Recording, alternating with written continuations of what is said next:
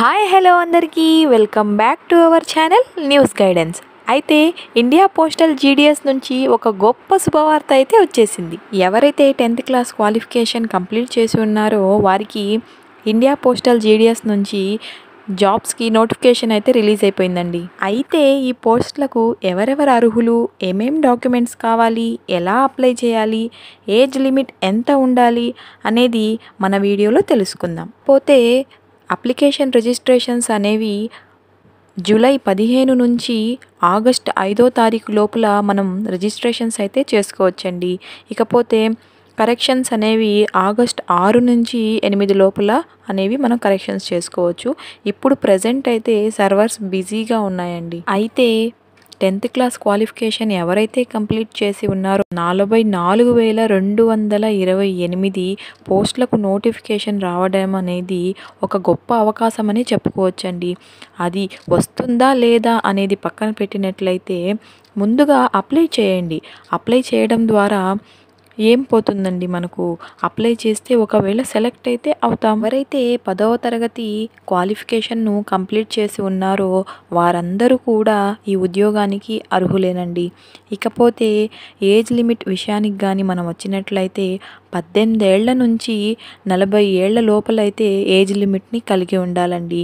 ఇక ఏమేం డాక్యుమెంట్స్ కావాలి అని అనుకున్నట్లయితే మనం 10th మార్క్ లిస్ట్ని మరియు ఒక చిన్న పాస్పోర్ట్ సైజ్ ఫోటోని మరియు సంతకాన్ని కూడా కలిగి ఉండాలండి ఈ రిజిస్ట్రేషన్ ఫామ్ను ఫిలప్ చేయడానికి. అయితే ఇండియా పోస్ట్ జీడిఎస్కు మన ఫోన్ ద్వారా కూడా మనం అప్లై చేసుకోవచ్చండి.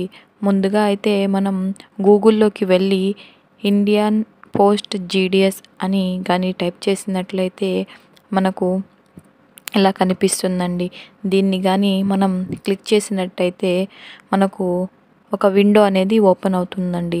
అందులో మనం ఏ స్టేట్కి సంబంధించిన వాళ్ళం అని చూసుకొని ఆంధ్ర అయితే ఆంధ్ర అలా సెలెక్ట్ చేసుకొని దాని లోపల కానీ సెలెక్ట్ చేసిన తర్వాత రిజిస్ట్రేషన్లోకి వెళ్ళి దాన్ని క్లిక్ చేసినట్లయితే మరలా మనకు ఒక ఇంటర్ఫేస్ అనేది ఓపెన్ అవుతుందండి. ఇందులో మనం మన డీటెయిల్స్ని ఇవ్వాల్సి ఉంటుందండి. ముందుగా మన మొబైల్ నెంబర్ని ఇవ్వాలి, తర్వాత ఈమెయిల్ని కూడా ఇవ్వాల్సి ఉంటుందండి. దానికి పక్కన కానీ మనం చూసుకున్నట్లయితే వ్యాలిడేట్ నెంబర్ అని ఉంటుంది. అక్కడ దాన్ని కానీ మనం క్లిక్ చేసినట్టయితే మన మొబైల్కి ఒక ఓటీపీ వస్తుందండి. ఆ ఓటీపీని అందులో మనం టైప్ చేసిన తర్వాత అది మనకు వ్యాలిడేట్ చేస్తుందండి. అదేవిధంగా మెయిల్ని కూడా అలాగే చేయాలండి. తరువాత అప్లికెంట్ నేమ్ని కూడా మనం ఇవ్వాలి. తరువాత అప్లికెంట్ ఫాదర్ నేమ్, ఇంకా చూసుకున్నట్లయితే డేట్ ఆఫ్ బర్త్, తరువాత జెండర్ని కూడా సెలెక్ట్ చేసుకోవాల్సి ఉంటుంది. దాని తర్వాత కమ్యూనిటీ, ఇకపోతే మనం year of passing secondary education దానికి సంబంధించి డీటెయిల్స్ ఇవ్వాల్సి ఉంటుంది. తర్వాత మనకు సైడ్లో కానీ చూసుకున్నట్లయితే ఒక టెక్స్ట్ కనిపిస్తూ ఉంటుందండి. దాన్ని టైప్ చేసి సబ్మిట్ చేసినట్లయితే మనకు ఒక రిజిస్ట్రేషన్ నెంబర్ అనేది వస్తుందండి.